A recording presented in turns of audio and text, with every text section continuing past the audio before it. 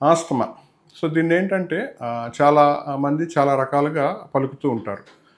చాలామంది ఏంటంటే దగ్గు అంటారు. కొంతమంది డస్ట్ అలర్జీ అంటారు. కొంతమంది నాకు ఇసినోఫిలియా ఉందంటూ వస్తారు.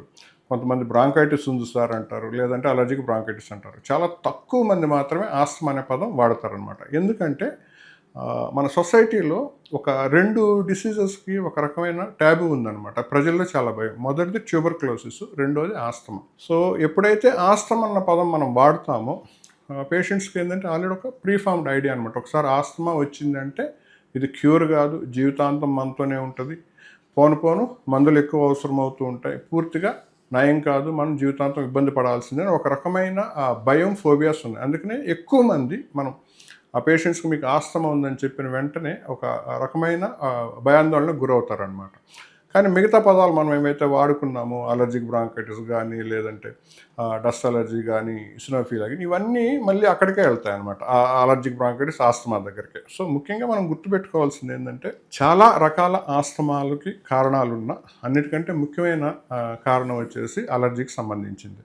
సో ఎప్పుడైతే మనం ఆస్తమా అనేది అలర్జీకి సంబంధించిన ప్రాబ్లం అని చెప్తున్నాము, అలర్జీని కాజ్ చేసే వాటిని అలర్జెన్స్ అంటాం. సో ఎప్పుడైతే మనం ఆ అలర్జెన్స్కి ఎక్స్పోజ్ అవుతూ ఉన్నాము, అంటే శ్వాసలో మనం పీల్చినప్పుడు లేదా తిన్నప్పుడు ఎక్స్పోజ్ అయినప్పుడు ఆ అలర్జెన్స్ శరీరంలోకి వెళ్ళినప్పుడు శరీరం లోపల ఏవైతే మనకు అలర్జీకి సంబంధించిన క్యాస్కేడ్ ఇన్ఫ్లమేటరీ సిస్టమ్ ఉంటుందో దానిలో వచ్చే మార్పుల వల్ల ఆ బ్లడ్లో వచ్చే రియాక్షన్స్ వల్ల శ్వాసనాళం మొత్తం లోపల ఇన్ఫ్లమేషన్, అంటే మనం పూత అంటాం కదా, అలా ఇన్ఫ్లమేషన్ వచ్చేసి నార్మల్గా ఉండాల్సిన శ్వాసనాళాలు ఏంటంటే చాలా దగ్గరకు వచ్చేస్తాయి అనమాట. సో మీకు ఎగ్జాంపుల్ చెప్పాలంటే ఇలా మనకి శ్వాసనాళం ఉంటుంది నార్మల్గా. అలర్జీకి ఉండే వాళ్ళల్లో ఏంటంటే శ్వాసనాళం ఇలా ముడుచుకుపోద్ది. సో ఇక్కడ వీటితో డయామీటర్ చూసారు, ఇక్కడికి వచ్చేసరికి చిన్నదైపోవడం అనమాట. సో నార్మల్గా ఉండవలసిన ఎయిర్వేస్, నార్మల్గా ఉండవలసిన మన శ్వాసకోశ నాళాలు ఇలా దగ్గరకు వచ్చేస్తాయి. సో ఎప్పుడైతే ఇలా ఓపెన్ ఉండాల్సిన ఇలా దగ్గరకు వచ్చాయో శ్వాస తీసుకోవడంలో విపరీతమైన ఇబ్బంది, ఛాతి బిగువుగా అనిపించడం, దగ్గు, ఆయాసం, తుమ్ములు, కొంచెం దూరం నడిచిన మెట్లెక్కిన ఆయాసం, నిద్రలో ప్రాబ్లమ్స్ రావడం, నిద్రలో ఆయాసంతో ఉలిక్కిపడేయడం, ఇవన్నీ మనకి కనిపిస్తూ ఉంటాయి అన్నమాట.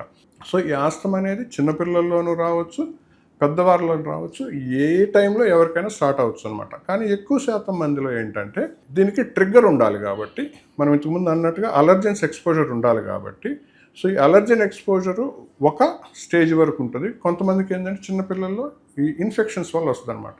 చిన్నపిల్లల్లో మనం చాలా రెగ్యులర్గా చూస్తూ ఉంటాం. చిన్నపిల్లల్లో రెస్పిరేటరీ సిన్సిషియల్ వైరస్, ఇన్ఫ్లుయెంజా వైరస్లతో పిల్లలు బాధపడుతూ ఉంటారు. ఎవరికైతే ఫ్రీక్వెంట్గా ఈ రెస్పిరేటరీ సిన్సిషియల్ వైరస్, ఇన్ఫ్లుయెంజా వైరస్తో ఇన్ఫెక్షన్స్ వచ్చాయో వాళ్ళల్లో ఏంటంటే చిన్న వయసులోనే ఆస్తమాగా దారితీసే లక్షణాలు ఎక్కువగా మనం చూస్తూ ఉంటాం. సో చిన్న వయసులోనే ఏంటంటే కొంచెం దుమ్ము ధూళి తగిలిన తుమ్ముతూ ఉంటారు, ముక్కు కారుతూ ఉంటుంది, నోస్ బ్లాక్ అయిపోతూ ఉంటుంది, శ్వాస తీసుకోవడం ఇబ్బంది పడుతూ ఉంటారు, ఊపిరి చేస్తూ ఉంటారు. అలానే నిద్ర పోతూ పోతూ శ్వాస తీసుకోవడంలో పిల్లి కూతులు వచ్చి లేచి కూర్చుంటారు. చాలామంది మనం చిన్నపిల్లల్లో చూస్తూ ఉంటాం. అలానే పెద్దవాళ్ళకి వచ్చేసరికి ఏంటంటే ముఖ్యంగా అలర్జెన్ ఎక్స్పోజర్. సో ఈ అలర్జెన్ ఎక్స్పోజర్ అనేది దేనివల్ల అయిండొచ్చు అనమాట. సో మనం ఈ అలర్జెన్స్ని 2 రకాలుగా చూసుకుంటాం. ఒకటి ఇండోర్ అలర్జెన్స్, ఇంకోటి అవుట్డోర్ అలర్జెన్స్.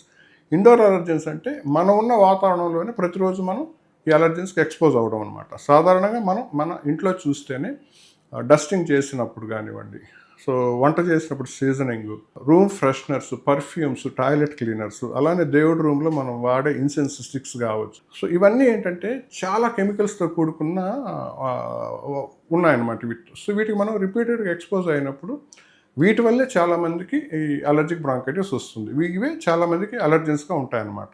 అలా కాకుండా మనం బయటకు వెళ్ళినప్పుడు, సో అవుట్డోర్ అలర్జెన్స్ అంటాం కదా, అవుట్డోర్ పొల్యూషన్కి వచ్చేసరికి మనకు పొల్యూషన్ కానివ్వండి, మనం పనిచేసే వాతావరణంలో ఉన్న అలర్జెన్స్. ఇప్పుడు కెమికల్ ఫ్యాక్టరీలో పనిచేస్తున్నారు, దానివల్ల ఇబ్బంది అవుతుంది. పౌల్ట్రీలో పనిచేస్తున్నారు, దాంతో ఇబ్బంది అవుతుంది. టింబర్ డిపోలో ఉండేవాళ్ళు, అలానే కాటన్ ఇండస్ట్రీలో ఉండేవాళ్ళు, కోల్ మైన్స్లో ఉండేవాళ్ళు, కన్స్ట్రక్షన్ దాంట్లో ఉండేవాళ్ళు, ఈ రోడ్స్ క్లీన్ చేసేవాళ్ళు, ఇలా వీళ్ళు ఏంటంటే పనిచేసే ప్లేసుల్లోనే విపరీతమైన అలర్జెన్స్ ఉంటాయి. వాటికి రిపీటెడ్గా ఎక్స్పోజ్ అయిన దానివల్ల వీళ్ళకి ఈ ఆస్తమా అనేది ఎక్కువ అవుతూ ఉంటుందన్నమాట. సో ఇవన్నీ కాకుండా ఇంట్లో పెట్స్ పెంచుకున్నప్పుడు, అవి డాగ్స్ కావచ్చు, లవ్ బర్డ్స్ కావచ్చు, లేదంటే ఈవెన్ క్యాట్స్ కావచ్చు, ఇవన్నీ కాకుండా మనకు తెలియకుండానే మన ఇంటి చుట్టూ వచ్చి వాళ్ళే ఈ పీజన్స్ కావచ్చు, వీటివన్నిటి వల్ల చాలా ఎక్కువ అలర్జీస్ ఉంటాయి. వీటన్ని మనం అలర్జెన్స్గానే మనం చెప్పుకుంటాం అనమాట. వీటికి ఎక్స్పోజ్ అయినప్పుడల్లా ఇంతకుముందు చెప్పినట్టుగా శ్వాసనాళం లోపల విపరీతమైన అలర్జీస్ వచ్చి దగ్గరకు వచ్చేసి బ్రాంకోస్పాజం, ఎయిర్వేస్ కన్స్ట్రిక్ట్ అయిపోయిన దానివల్ల తుమ్ములు రావడం, ముక్కు గారడం, విపరీతమైన గొంతులో నస, దగ్గు, ఆయాసం, ఛాతి మొత్తం బిగువుగా అనిపించడం, చిన్న పనికి టైర్డ్ అయిపోవడం, చిన్న పని చేయాలన్నా, మెట్లు ఎక్కాలన్నా, ఏదైనా బరువులు ఎత్తాలన్నా ఆయాసపడిపోవడం మనం చూస్తూ ఉంటాం అనమాట. సో సివియారిటీ ఎప్పుడైతే పిల్లి కూతలు వస్తున్నాయో, శ్వాస తీసుకోవడంలో ఇబ్బంది పడిపోతున్నారు, ముఖ్యంగా ఈ నెక్ మజిల్స్ దగ్గర యాక్సెసరీ రెస్పిరేటరీ మజిల్స్ అంటాం అనమాట, అవి కూడా లోపలికి వెళ్ళిపోతూ ఉంటాయి. ఈ రిబ్ కేజ్ ఇవన్నీ అగేస్తూ ఉంటారు. అవన్నీ ఏంటంటే సివియర్గా వీళ్ళు ఆస్తమా అటాక్ వచ్చిందని చెప్పే సిమ్టమ్స్ అనమాట ఇవన్నీ మనకి. ఎప్పుడైతే ఇటువంటివన్నీ వస్తున్నాయో ఇవన్నీ అక్యూట్ ఎగ్జాజర్బేషన్ ఆస్తమాలో వస్తాయన్నమాట. అసలు వీళ్ళకి పిల్లలకు కావచ్చు, పెద్దలకు కావచ్చు, వీళ్ళకి ఉన్నది ఆస్తమానా లేదంటే ఇంకా వేరే ఏమన్నా రెస్పిరేటరీ సంబంధించిన ప్రాబ్లం అని మనం చూసుకోవడానికి చాలా సింపుల్ టెస్టులు చేస్తామన్నమాట. ఛాతీది ఎక్స్రే తీసి చూసుకుంటాం, కంప్లీట్ బ్లడ్ పిక్చర్ చేసి ఈయోసినోఫిల్స్ ఎలా ఉన్నాయో చూస్తాం, అలానే సీరం ఐజీ లెవెల్స్ చూసుకొని వీళ్ళకి అలర్జీ కాంపోనెంట్ ఎంత ఉందో చూసుకుందాం. పల్మనరీ ఫంక్షన్ టెస్టింగ్ చాలా ఇంపార్టెంట్ టెస్ట్ ఇది. దీంతో మనకి ఎంత సివియర్గా ఆస్తమా ఉందో మనం తెలుసుకుంటాం. అలానే ఇప్పుడు కొత్త టెస్ట్లు అవైలబుల్ ఉన్నాయి, ఫీనో అంటాం. ఈ ఫీనో చేసినప్పుడు ఆస్తమా ఉందా లేదా మనం కన్ఫర్మ్ చేసుకోవచ్చు. చిన్నపిల్లల్లో ఈ లంగ్ ఫంక్షన్ టెస్ట్ పిఎఫ్టీ సరిగ్గా చేయలేరు కాబట్టి ఇప్పుడు ఆసిలోమీటర్ అనే టెస్ట్ కూడా అవైలబుల్ ఉంది. చిన్నపిల్లలు కూడా ఈ లంగ్ ఫంక్షన్ టెస్ట్ చేయగలరు అనమాట. ఎప్పుడైతే లంగ్ ఫంక్షన్ టెస్ట్ చేస్తున్నామో ఈ లంగ్స్ ఎంత కన్స్ట్రిక్షన్లో ఉన్నాయి, బ్రాంకోడైలేటర్ మెడిసిన్ ఇచ్చాక ఎంత ఇంప్రూవ్మెంట్ వచ్చినప్పుడు మనకు క్లియర్గా తెలిసిపోతుంది అనమాట. ఒకటి ఏంటంటే కన్ఫర్మేషన్ జరిగిపోతుంది, అట్ ది సేమ్ టైం ఎంత ఇంప్రూవ్మెంట్ వస్తుందో కూడా మనం ఆ టెస్ట్ ద్వారా తెలుసుకోవచ్చు. ఎప్పుడైతే మనకి ఆస్తమాని కన్ఫర్మ్ అయ్యిందో సో మనం కొన్ని పాటించాలన్నమాట. ఇప్పుడు ఆస్తమా అనేది మనం అలర్జీ వల్ల అన్నాం. సో అలర్జీ దేని వల్ల వస్తుందో తెలుసుకోవాలి. సో దాన్ని మనం అలర్జీ ఐడెంటిఫికేషన్ అంటాం.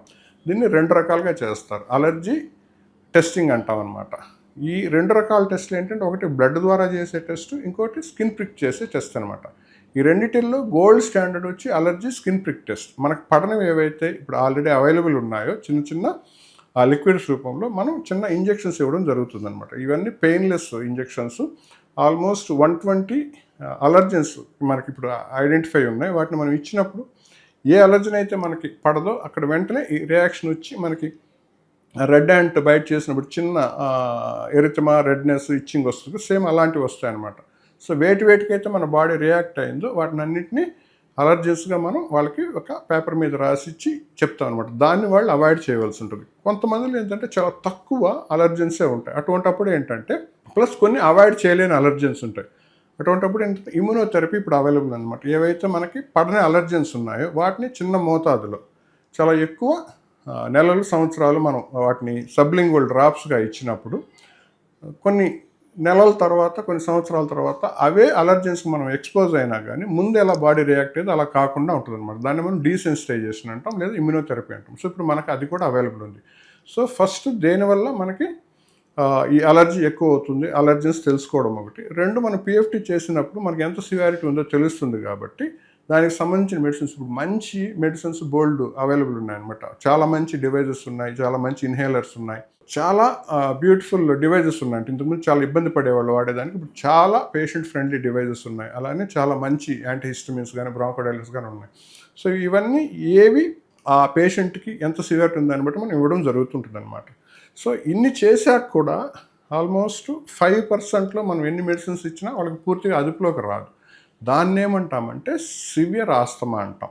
అంటే 95%లో ఇప్పుడు నేను చెప్పినట్టుగా ఇన్హేలర్స్, మనకు బ్రాంకోడైలేటర్స్, యాంటీహిస్టమిన్స్, అలర్జీని ఐడెంటిఫై చేసుకొని వాటిని దూరంగా ఉంచితే సరిపోద్ది. ఒక 5%లో మాత్రం ఏదైతే సివియర్ ఆస్తమాతో బాధపడుతున్నారో వీళ్ళకి ఇవన్నీ ఇచ్చినా కానీ ఫ్రీక్వెంట్గా ఎగ్జాజర్బేషన్స్, ఫ్రీక్వెంట్గా ఆయాసం రావడం, ఫ్రీక్వెంట్గా వీజింగ్ రావడం, సో స్కూల్కి వెళ్ళలేకపోవడం, లేదంటే జాబ్ ఎన్విరాన్మెంట్కి వెళ్ళగానే ఇబ్బందులు కావడం, సో జాబ్కి వెళ్ళలేని పరిస్థితి ఇలా జరుగుతూ ఉంటుంది అనమాట. వాళ్ళు డాక్టర్ దగ్గరికి రావడం, వాళ్ళకి ఓరల్ కార్టికోస్టెరాయిడ్స్ లేదంటే ఇంకా ఎక్కువ ఉన్నప్పుడు మనం హాస్పిటలైజేషన్ చేసి ఆ నెబులైజేషన్స్ రూపంలో లేదా ఐవీలోనూ వీళ్ళకి కార్టికోస్టెరాయిడ్స్ ఇవ్వడం జరుగుతూ ఉంటుంది. ఇటువంటి వాళ్ళకి మాత్రం ఏంటంటే అందరికీ ఇచ్చిన ట్రీట్మెంట్ వీళ్ళకి కాకుండా ప్రిసిషన్ మెడిసిన్ అంటాం. అంటే ఇండివిజువలైజ్డ్, వీళ్ళకి మనకి ఏం కావాలో మనం అది ఇవ్వడం అనమాట. అలాంటప్పుడు ఏంటంటే మనం ఫీనోటైపింగ్ చేస్తాం. ఆస్తమాని ఫీనోటైపింగ్ చేసినప్పుడు ఐజీ లెవెల్స్ ఎక్కువ ఉన్నాయా, యూసినోఫిల్స్ ఎక్కువ ఉన్నాయా, ఫీనో ఎక్కువ ఉందా, న్యూట్రోఫిల్స్ ఎక్కువ ఉందా చూసుకొని ఏవైతే ఎక్కువ ఉన్నాయో వాటిని మనం టార్గెట్ చేసి టార్గెటెడ్ ట్రీట్మెంట్ అంటాం అనమాట.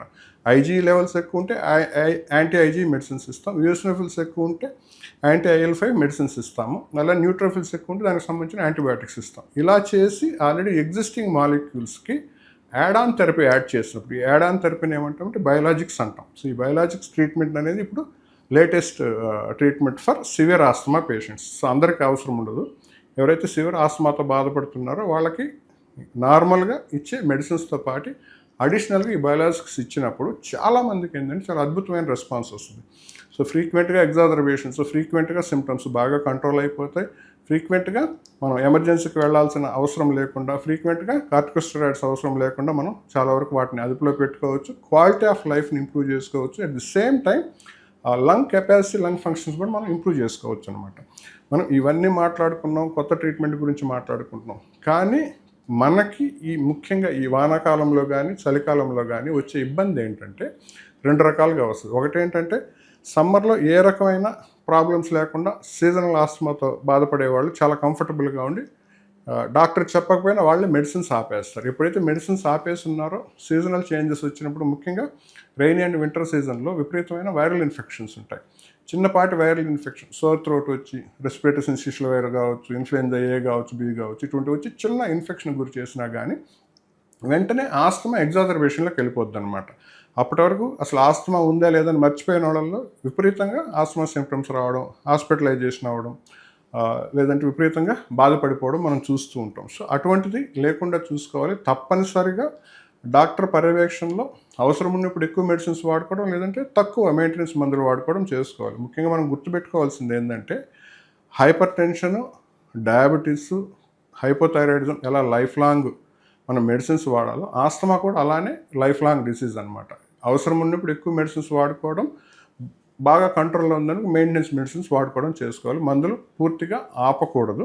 అట్ ది సేమ్ టైం ఈ ఇన్ఫెక్షన్స్ వచ్చినప్పుడు ఏదైతే ఆస్తమా ఎక్కువ అవుతుందో ఆ ఇన్ఫెక్షన్స్ నుంచి న్యూమోనియాస్ బారిన పడకుండా ఏవైతే ఇన్ఫ్లుయెంజా వ్యాక్సిన్స్, న్యూమోకాకల్ వ్యాక్సిన్స్ ఉన్నాయో వాటిని రెగ్యులర్గా తీసుకొని మన ఇమ్యూనిటీ పవర్ని పెంచుకొని ఆ వైరల్ ఇన్ఫెక్షన్ బారిన, ఆ న్యూమోనియా బారిన పడకుండా ఉంటే ఆస్తమా ఎగ్జాజర్బేషన్స్ రాకుండా కూడా మనం చాలా వరకు చూసుకోవచ్చు.